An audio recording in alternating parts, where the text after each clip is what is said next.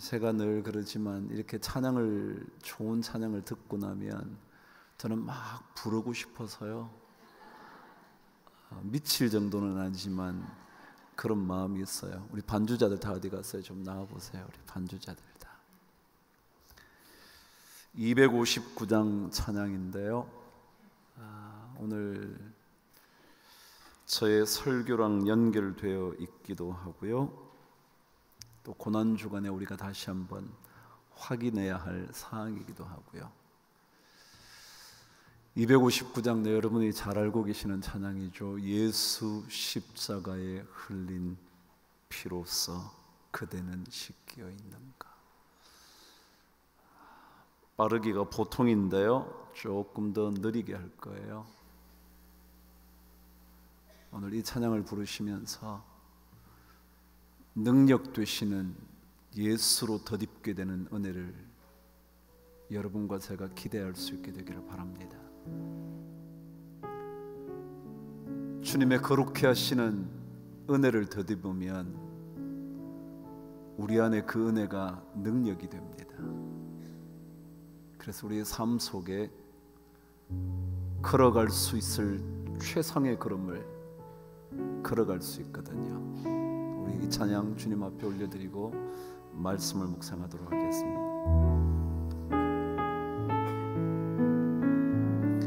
예수 십자가에 흘린 피로써 그대는 씻겨 있는가.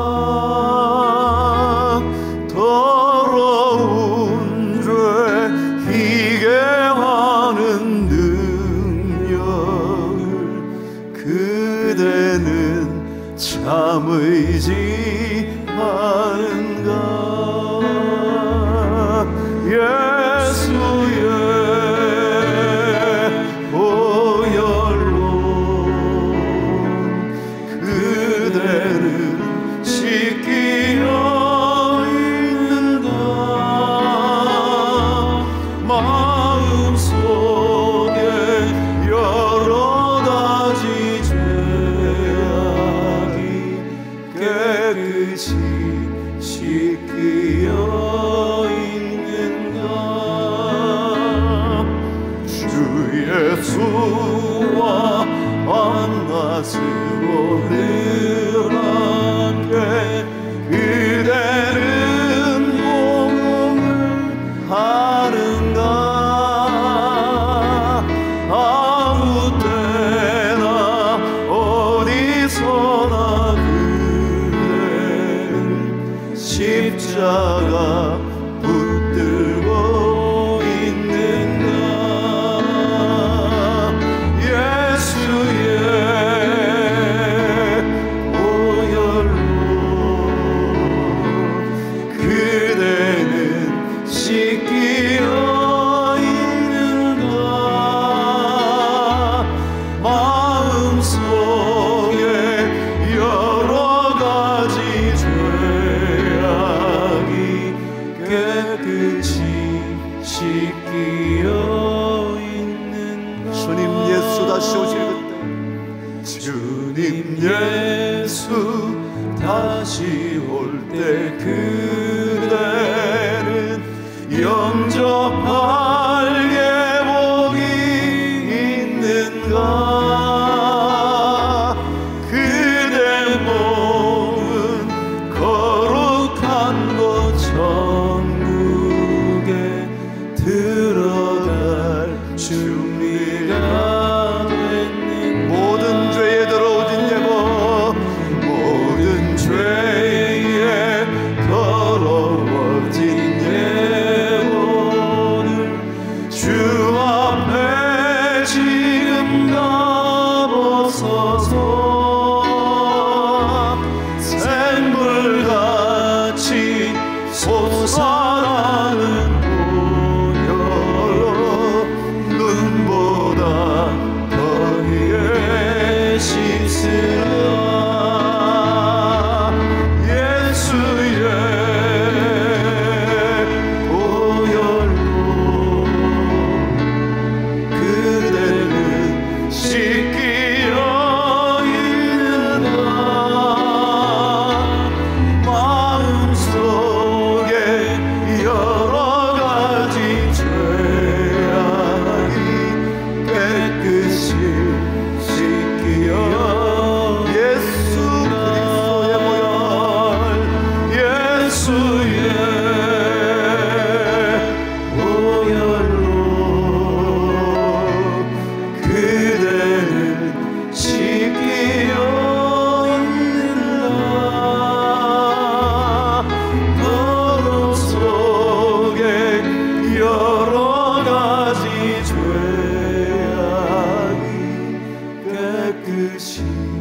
씻기어 있는 예수의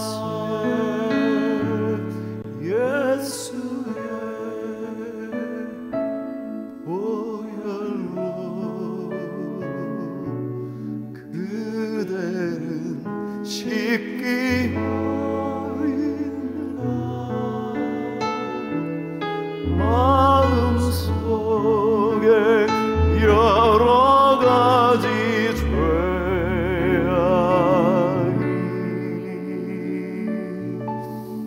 깨끗이 씻기어 있는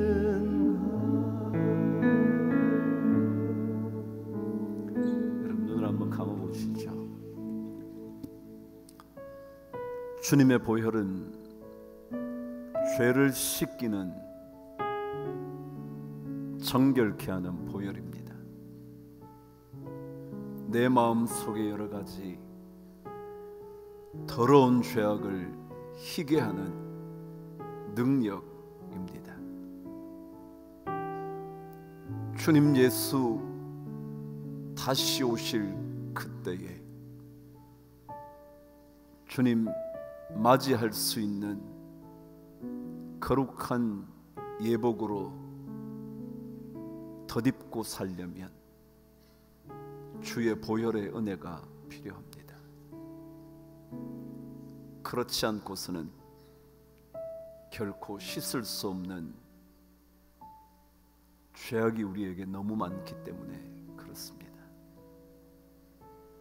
그 씻기시는 보혈 때문에 우리가 이 시간 주님 앞에 예배할 수 있는 예배자가 되었습니다. 주의 정결케 하시는 보혈의 은혜 때문에 오늘도 주님의 이름을 찬송할 수 있게 되었습니다. 주의 이 시간 우리 모든 성도들의 영혼 속에 다시 한번 정결케 하시는 성령으로 찾아와 주셔서 우리 마음속에 하나님의 말씀을 거부하는 모든 죄악들을 떠나보내게 하여 주시고 내 안에 하나님 말씀만 바라볼 수 있는 정결한 영혼의 문이 열릴 수 있도록 도와주시옵소서. 하나님 한 분 바라보기가 참 힘겨운 세상이 되었지만 또다시 오늘 이 예배를 통하여 회복시켜 주셔서 하나님 그분만 바라보고 한 걸음 한 걸음 예수와 함께 걷게 하여 주시옵소서.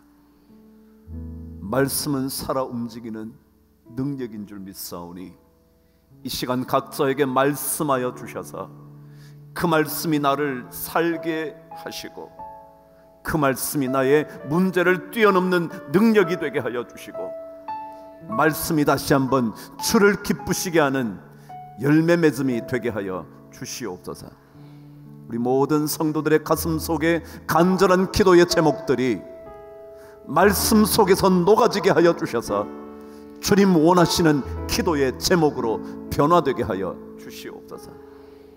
그래서 주께서 이루시기를 원하시는 그것들을 우리 모두가 받을 수 있도록 꼭 도와주시옵소서. 우리 어린 자녀들이 주님 앞에 찬양했습니다. 예수 십자가,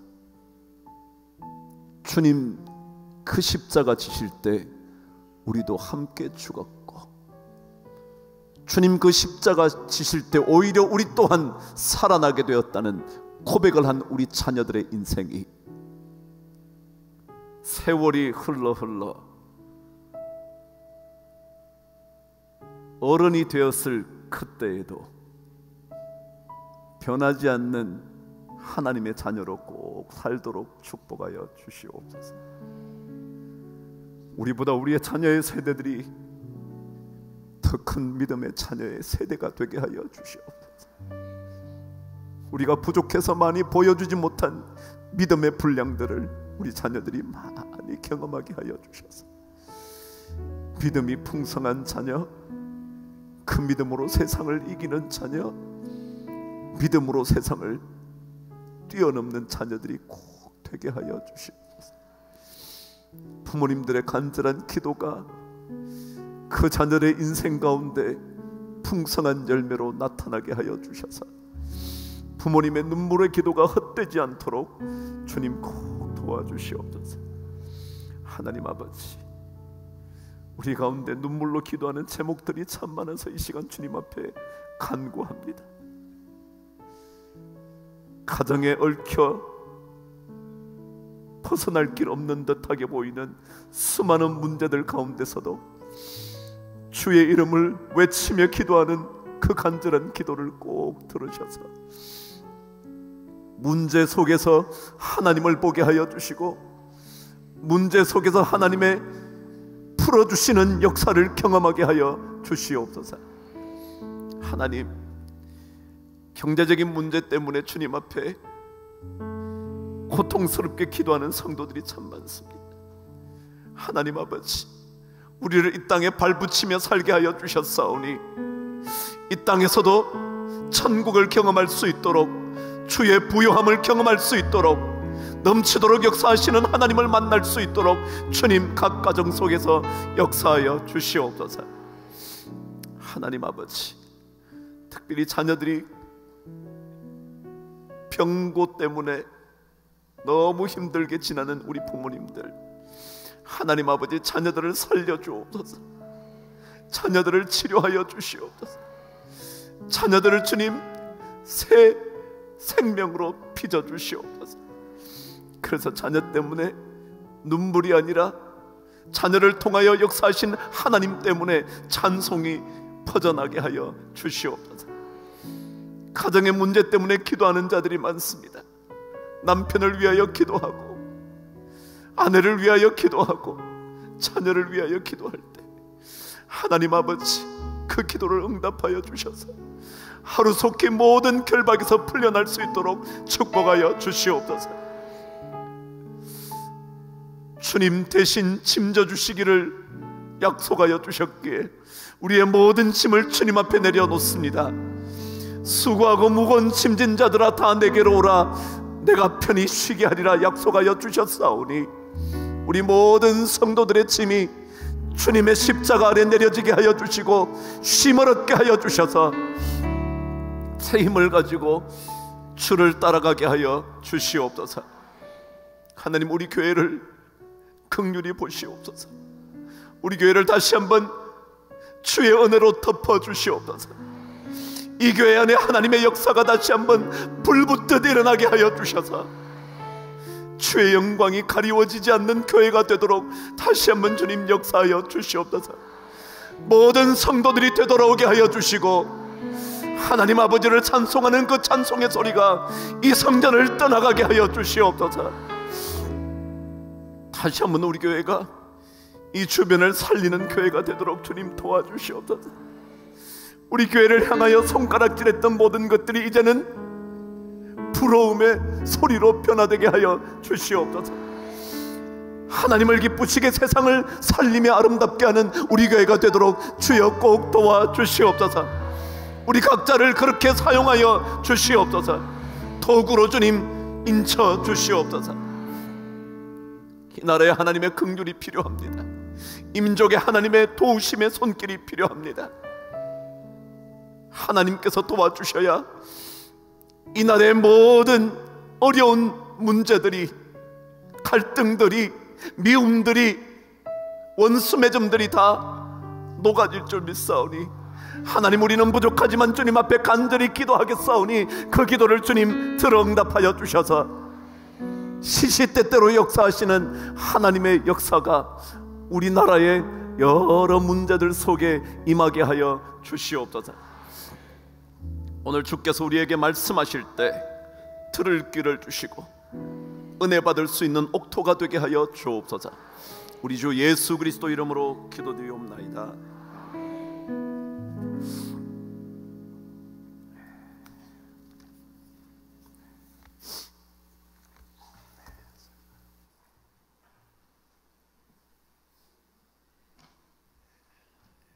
하나님 말씀 함께 보시는데요, 마태복음 26장 31절에서 35절까지 한 목소리로 하나님의 말씀을 한번 읽어보겠습니다. 마태복음 26장 31절에서 35절까지 함께 말씀을 읽겠습니다. 시작. 그때에 예수께서 제자들에게 이르시되 오늘 밤에 너희가 다 나를 버리리라. 기록된 바 내가 목자를 치리니 양의 떼가 흩어지리라 하였느니라. 그러나 내가 살아난 후에 너희보다 먼저 갈릴리로 가리라. 베드로가 대답하여 이르되 모두 주를 버릴지라도 나는 결코 버리지 않겠나이다. 예수께서 이르시되 내가 진실로 내게 이르노니 오늘 밤 닭 울기 전에 내가 3번 나를 부인하리라. 베드로가 이르되 내가 주와 함께 죽을지언정 주를 부인하지 않겠나이다 하고 모든 제자도 그와 같이 말하니라. 아멘. 오늘 말씀의 주제가 뭔지 한번 읽어보실까요? 우리가 붙잡아야 할 예수. 다시 한번요. 우리가 붙잡아야 할 예수. 제가 일본의 나가사키라는 지역을 찾은 적이 있습니다. 그곳은 일본 기독교 역사가 시작된 장소이자 순교의 피들이 묻혀있는 순교 성지라 불릴 수 있는 곳이었습니다. 일본은 1500년대에 이미 예수 그리스도를 전파받습니다.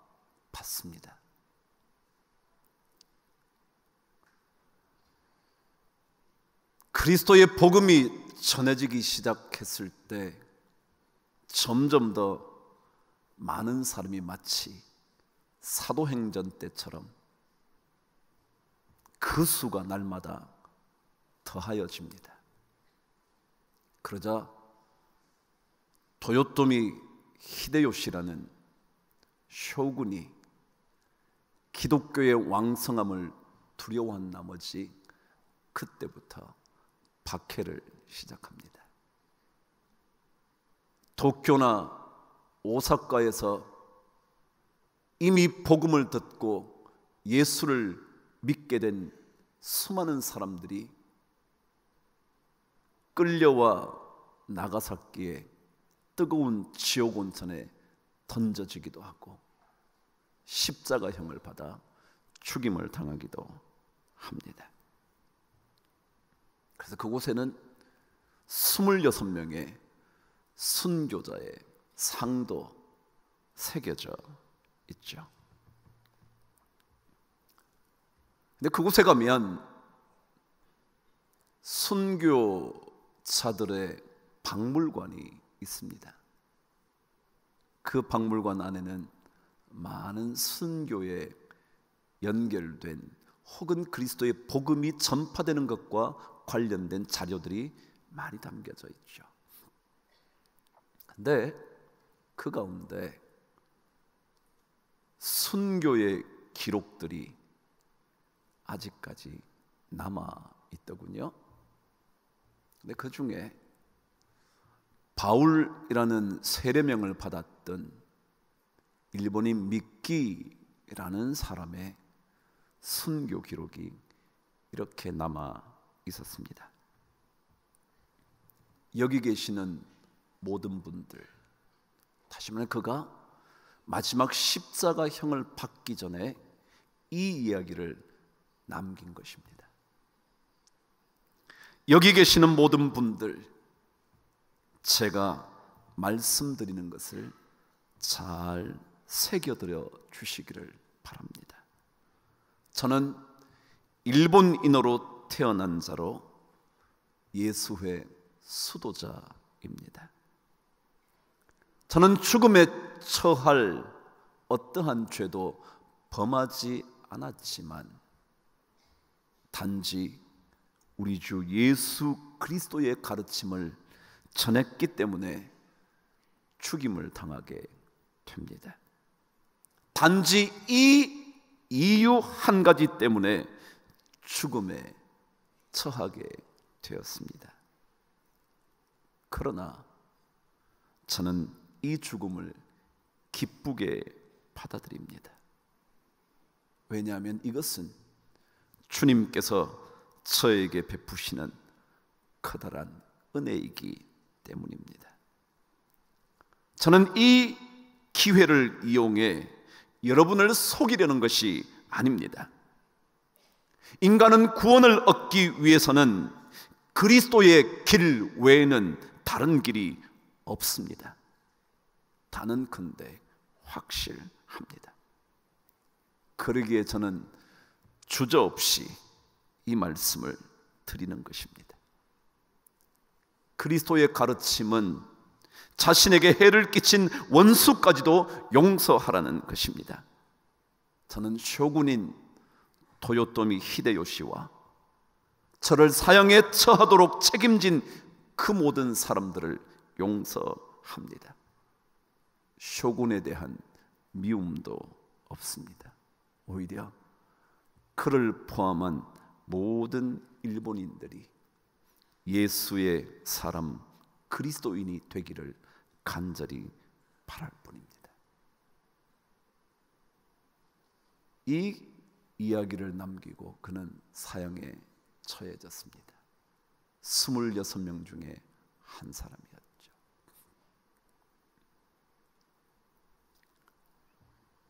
여러분, 혹시라도 그때가 지금이라면, 지금 우리나라에 그런 일은 결코 없을지 모르겠지만 만일 그때가 지금이라면 여러분과 저는 어떻게 말씀하실 수 있으시겠습니까?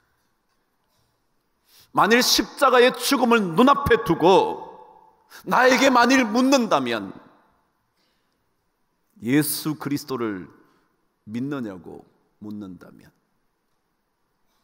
예수 그리스도를 믿는다고 대답하면 십자가의 죽음이 기다리고 있다고 말하면서 나에게 묻는다면 여러분과 저는 어떻게 대답하실 수 있을 것 같습니까? 그런 일이 없을 테니 고민할 필요는 별로 없겠죠. 그러나 만일 그런 일이 있다면, 우리나라에는 1860년대에 복음이 전해집니다. 제너럴 셔먼호를 타고 들어왔던 토마스라는 선교사요, 그가 대동강변에 끌려 나와 죽임을 당할 때 그는 이 외침 하나를 남겼대죠. 예수, 예수. 여러분, 우리가 질문할 때 이 질문에 대한 답을 우리가 어떻게 할 것인지 우리는 고민해야 합니다. 죽음에 처하는 그 순간에, 어쩌면 죽음까지는 아니어도 엄청난 고난의 순간에 만일 당신이 예수를 붙잡겠냐고 묻는다면 어떻게 대답할 것인지 우리는 생각해 봐야 할 겁니다. 고난의 순간에 예수를 버릴 것인가, 아니면 예수를 더욱더 강력하게 고백하면서 더욱더 주님을 붙잡을 것인가. 믿음을 고백하는 순간 죽음의 형벌이 기다리고 있다면 과연 우리는 어떻게 고백할 것인가? 그럼 이것을 조금 더 평이한 질문으로 한번 바꿔볼까요? 여러분, 가정에서 어려움을 겪으실 때 포기하시겠습니까? 아니면 예수 그리스도를 믿기 때문에 그 가정을 더 지켜야겠다고 고백하시겠습니까? 여러분의 직장 생활이 너무 힘들어서 이런 직장에서 그 어려운 순간을 경험할 때마다 이제 그만둬야지 생각하십니까? 아니면 내가 예수 믿는 사람으로 이 고난을 뚫고 나가 그들에게 그리스도의 빛이 되고 싶으십니까? 우리 교회 공동체에 또다시 소용돌이가 몰아친다면 여러분 그때 교회를 포기하시겠습니까? 아니면 예수 그리스도 때문에 이 교회를 지키기 위하여 예수를 더욱더 몸부림치며 붙잡으시겠습니까?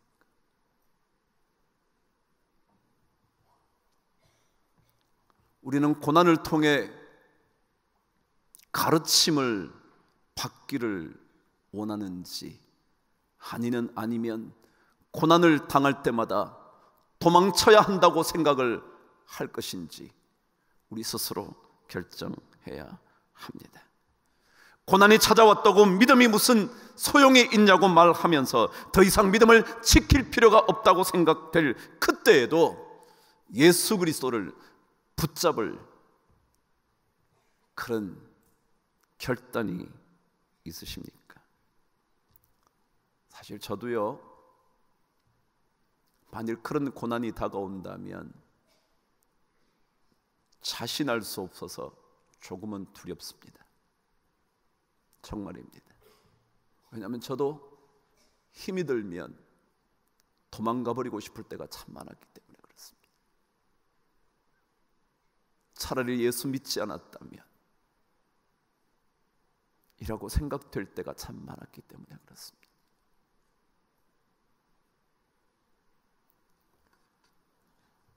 베드로가 말합니다. 조금도 주저함이 없이 모두 주를 버릴지라도 나는 결코 버리지 않겠습니다. 참 멋진 고백을 합니다. 그 곁에 있던 제자들도 함께 고백을 합니다. 저희들도 마찬가지입니다. 그러나 그 고난의 죽음의 순간이 찾아오자 눈앞에 십자가가 어른거리기 시작하자 그는 가장 먼저 배반해 버리고 맙니다. 우리가 그런 거 아닌가요? 우리가 그럴 수 있지 않을까요? 고난으로부터 도망가 베드로처럼 부인하는 배신자가 되기 쉽지 않겠습니까? 오늘 성경은 이 이야기를 들려주면서 그 고난의 순간에 예수를 붙잡기 위해서 어떻게 해야 될까? 그 얘기하시는 것 같습니다. 죽음을 눈앞에 두고 고난의 극심한 상황 속에서 예수를 붙잡을 것인지 아닐지 우리가 선택해야 할 때 도대체 어떻게 하면 예수를 붙잡을 수 있을까? 오늘 말씀은 우리에게 몇 가지 가르쳐 주는 교훈이 있는 것 같습니다. 저와 함께 32절 말씀을 읽겠습니다. 시작. 그러나 내가 살아난 후에 너희보다 먼저 갈릴리로 가리라. 그랬어요. 여러분 무슨 얘기일 것 같으신가요? 십자가의 죽음을 눈앞에 두고 목전에 두고 우리에게 예수 붙잡기 위해서 필요한 한 가지 첫 번째 교훈이 이것이라는 거죠. 나는 고난에도 불구하고 반드시 살아날 거야 라는 주님에 대한 믿음의 확신이 있어야 합니다. 한번 보십시오. 베드로가 언제 부인을 하느냐 하면 주님이 십자가로 끌려갈 때 그것을 보는 순간 배반합니다. 다시 말하면 주님이 십자가에 못 박히면 끝인데 주님이 못 박혀 죽으시면 나 또한 죽음의 대상이 될 수밖에 없는데 생각이 드니까 부인하는 겁니다. 배신하는 거죠.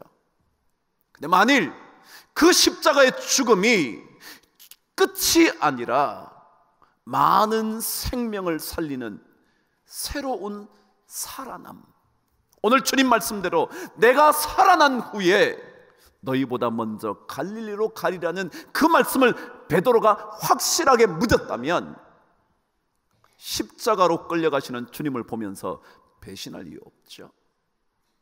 뭐하러 배신해요?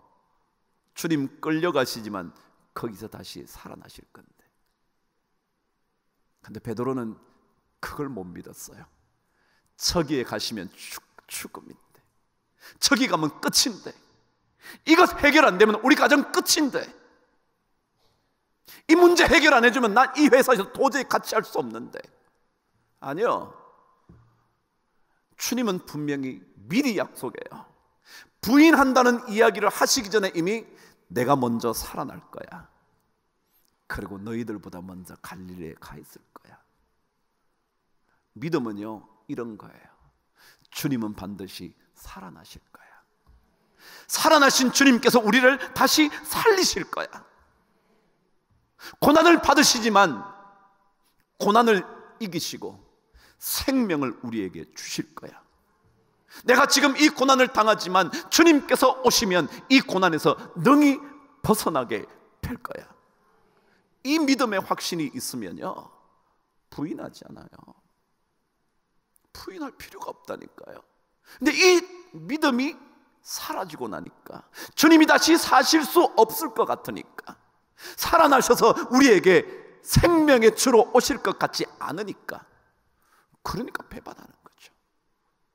그러나 만일 주님이 다시 살아나실 것이라는 주의 말씀을 확실하게 붙잡고 있었다면 베드로는 결코 배반하지 않았을 것입니다. 저는 지금 3일째 말씀을 전하잖아요. 계속 강조되는 게 뭐예요? 십자가는 끝이 아니라고.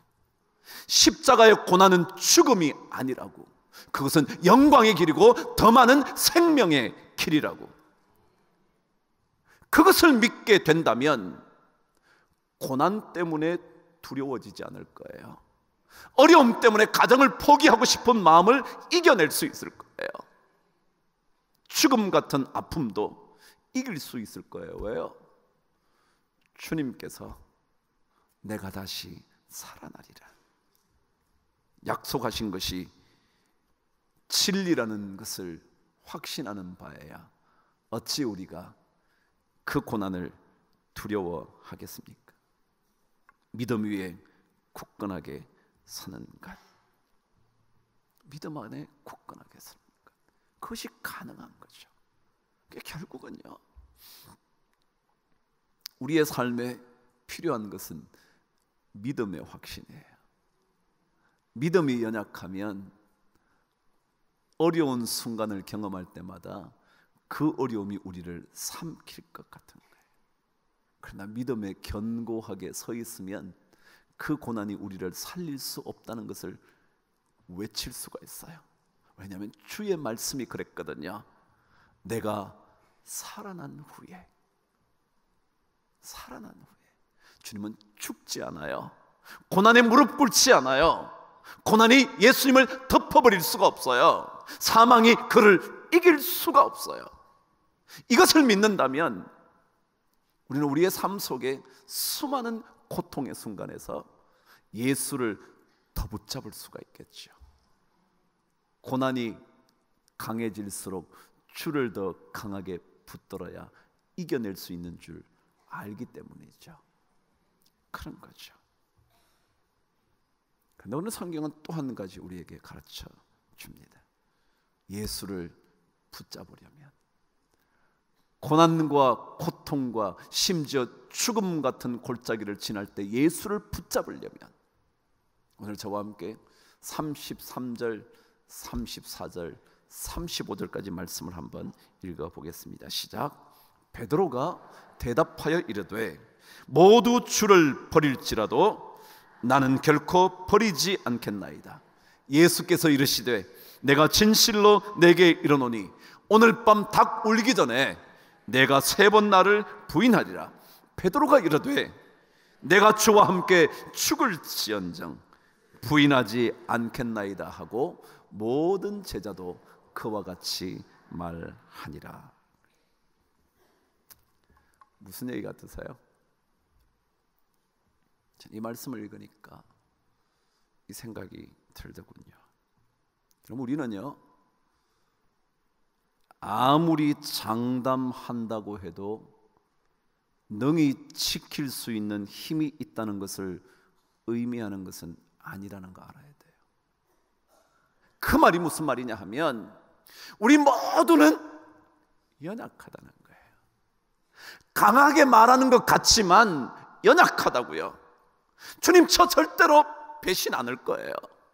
나 절대로 그렇게 안 할 거야 라고 말하지만 그 말대로 살 수 있는 것만은 아닌 진짜 연약한 존재예요.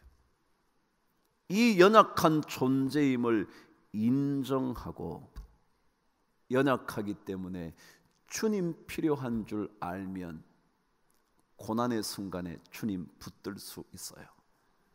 그런데 사람들은요, 자기가 조금만 힘이 있으면 주님이 필요 없다고 생각을 해요. 예수 붙잡을 필요가 없다고 생각이 들어요. 힘이 있으니까.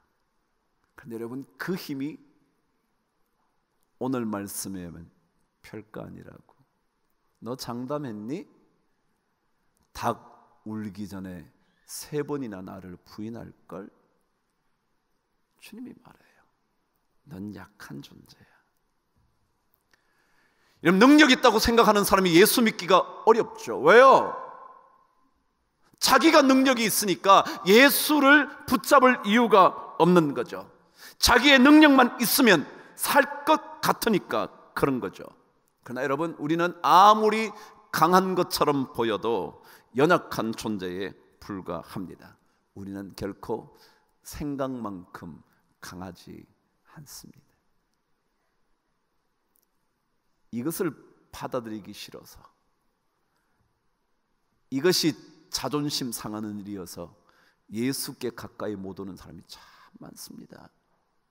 조금 돈이 있어서, 조금 똑똑해서, 예수 믿는 것들 보니까 다 어리석어 보여서, 다 찌질이 같은 애들만 있는 것 같아서, 세상에서 별 볼 일 없는 친구들만 예수 믿는 것 같아서. 그렇지만 아니야, 우리는 다 연약해요. 경험하시는 것 아닌가요? 멀쩡한 사람이, 제가 그랬잖아요, 실핏줄 하나만 끊어지면요 반신불수던데요? 아닌가요? 아무리 강한 척해도요, 우리는 강한 척 한다고 강한 것만은 아니에요. 지혜로운 척하지만 사실은 무지한 것들이 너무나 많아요. 말하는 것처럼 그렇게 굳세지도 못해요. 말은 늠름하고 우뚝 서 있는 것처럼 보여도 순식간에 변절할 수밖에 없는 연약한 존재예요. 그걸 주님이 아신 거예요. 네가 그렇게 고백했다고 결코 나를 버리지 않겠다가 아니야. 오늘 밤 닭 울기 전에 내가 나를 3번 부인할 거야. 또 말하죠. 아니요 주님, 제가 주님과 함께 죽을지언정 배반 안 할 거예요. 우리 인간이 아무리 그렇게 강력하게 말해도 우리는 그렇지 않은 존재예요. 이것을 인정할 수 있어야 예수를 붙들어요. 욥은요, 자기 자신이 얼마나 연약한 존재인가를 알았어요. 여러분 아시죠? 욥은 하나님께서 동방의 이와 같은 의인이 없다고. 그런데요, 욥이 스스로 7장 7절에서 이렇게 고백해요. 내 생명이 한낮 바람 같음을 생각하소서. 내 인생이 뭐 같으냐면 한낮 바람 같대.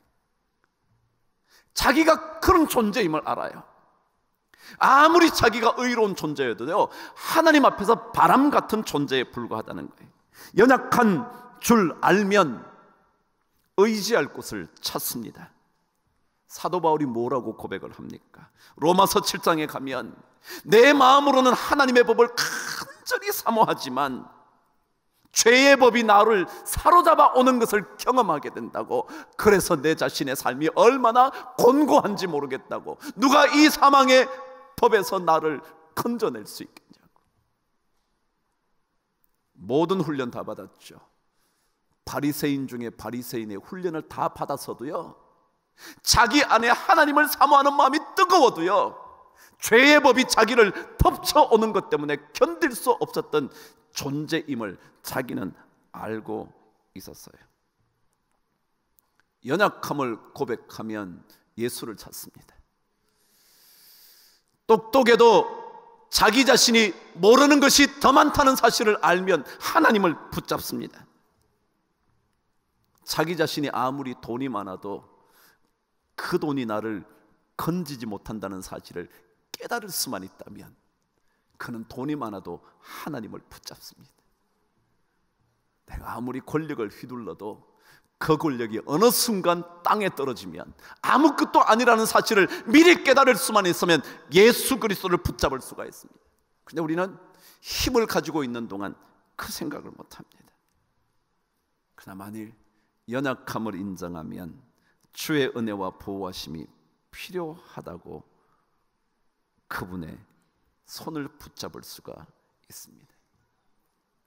그분은 강하십니다. 우리는 연약합니다. 그분은 능력이 많습니다. 아니, 전능하신 분이십니다. 그러나 우리는 아무리 강한 척해도 한낱 바람 같은 존재에 불과합니다. 그래서 욥은요, 그 7장을 지나서 9장에 가면 하나님이 어떤 분인가를 자기 스스로 고백을 합니다. 이렇게요. 하나님이 빼앗으시면 누가 막을 수 있으며 무엇을 하시나이까 하고 누가 물을 수 있으랴. 하나님께서 빼앗으시면요, 그거 아무것도 아니에요. 돈 가지고 있다고요? 하나님이 빼앗기 시작하면요, 아무것도 아니에요. 건강하다고요? 하나님이 빼앗으시면 순식간이에요. 지혜가 있다고요? 어디 한 번만 부딪히면요, 기억력 상실이에요. 아무것도 아니에요. 하나님이 빼앗으시면 누가 막을 수 있겠냐고. 사실 이미 예수님은요, 우리의 연약함을 다 알고 말씀하시잖아요. 그러면 우리는 그 말씀을 듣자마자 이렇게 말해야 돼요. 그래요 하나님, 그래요 주님, 제가 진짜 연약합니다. 저를 도와주십시오. 예수님이 베드로에게 아니야, 너 나 3번 부인할 거야. 그러면요, 이렇게 말하면 안 돼요. 제가 죽을지언정 배신 안 합니다. 그 얘기 하지 말고 뭐라 그래요? 주님 정말 그래요. 저 언제 주님 배신할지 모르는 연약한 존재예요. 나 좀 도와줘요. 그래야 돼요. 우리 신앙생활은 그런 거거든요. 하나님을 붙잡으면 붙잡을수록 그분의 능력이 나를 통해서 역사하는 거예요. 우리 이런 찬송 안 부르나요? 우리 약함 아시오니. 그 다음 뭔데요? 어찌 아니 아뢰일까. 여기가 아셔야 돼요. 우리 약함을요, 주님이 이미 알고 있고요, 우리가 약한 존재인 거 우리가 알아야 되고요. 그러고 나서 뭐요? 우리 약함 알고 계시는 그분께 주님 저 좀 도와주세요.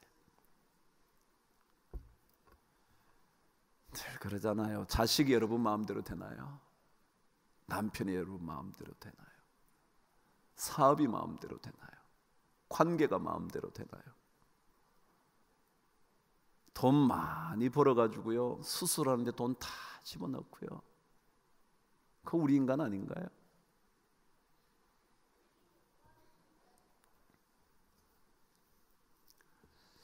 겸손하게 주님 앞에 나가 연약한 나를 도와달라고 예수를 붙잡아야죠.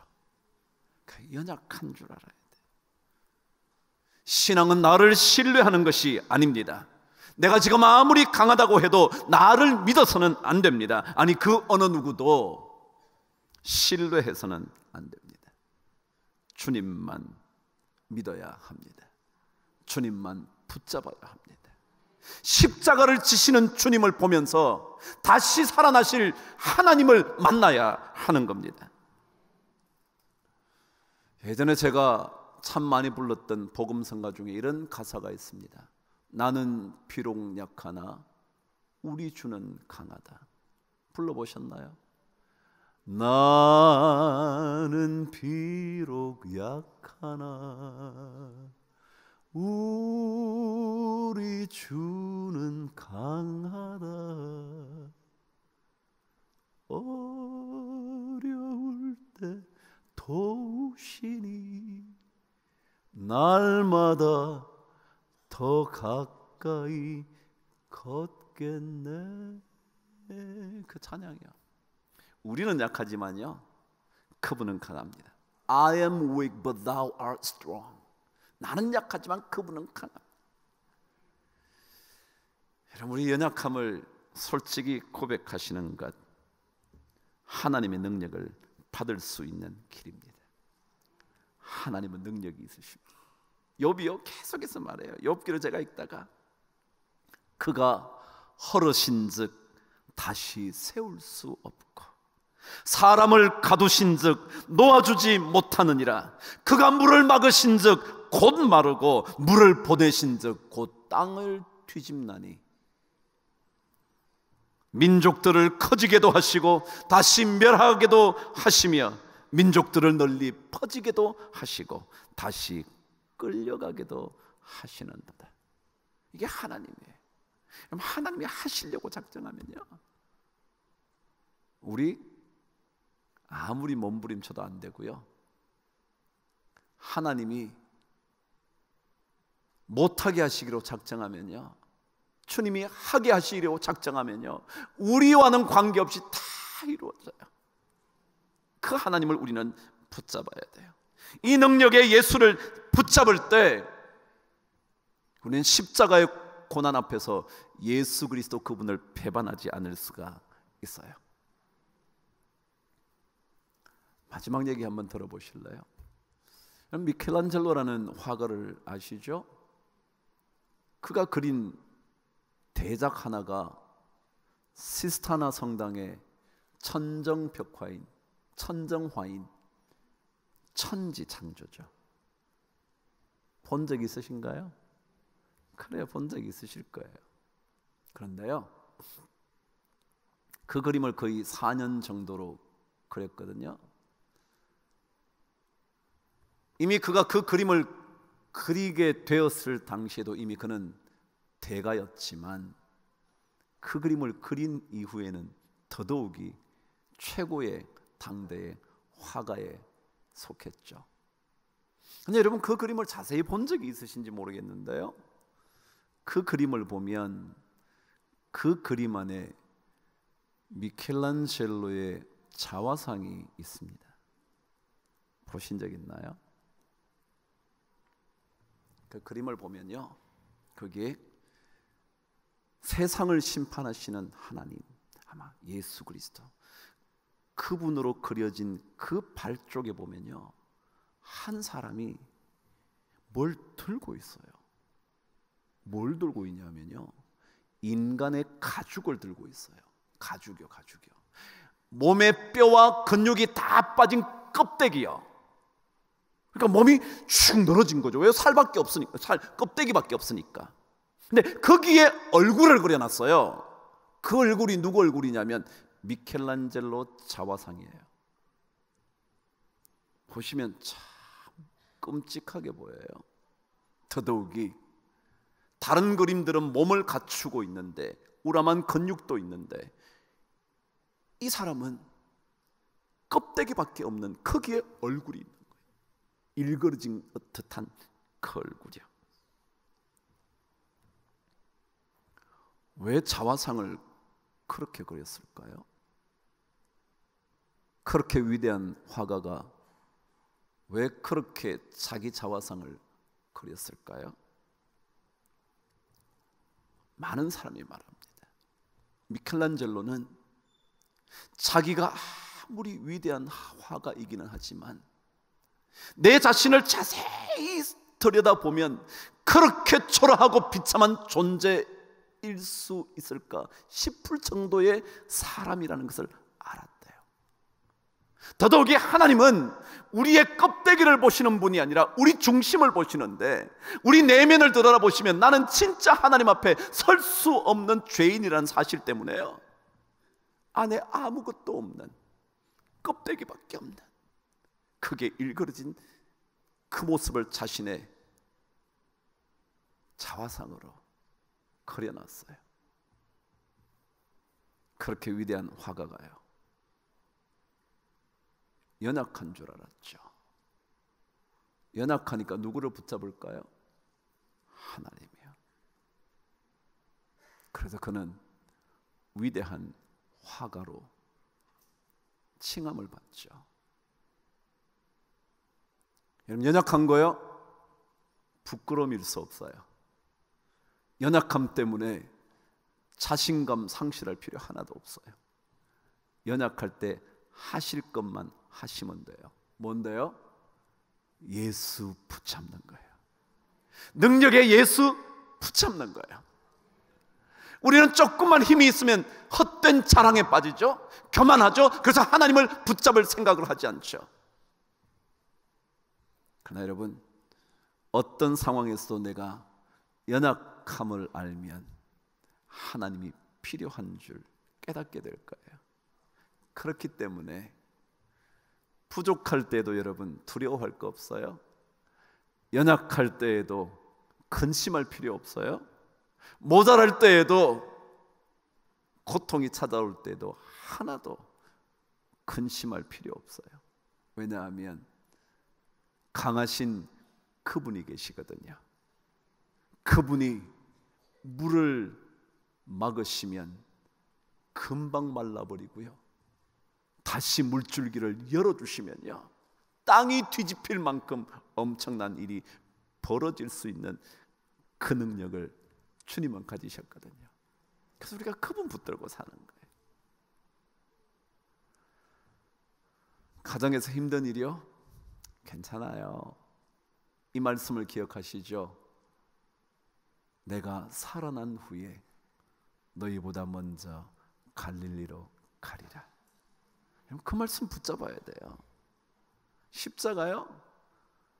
죽음 같은 고통이겠지만 아니요, 생명이 거기에서 꼽히거든요.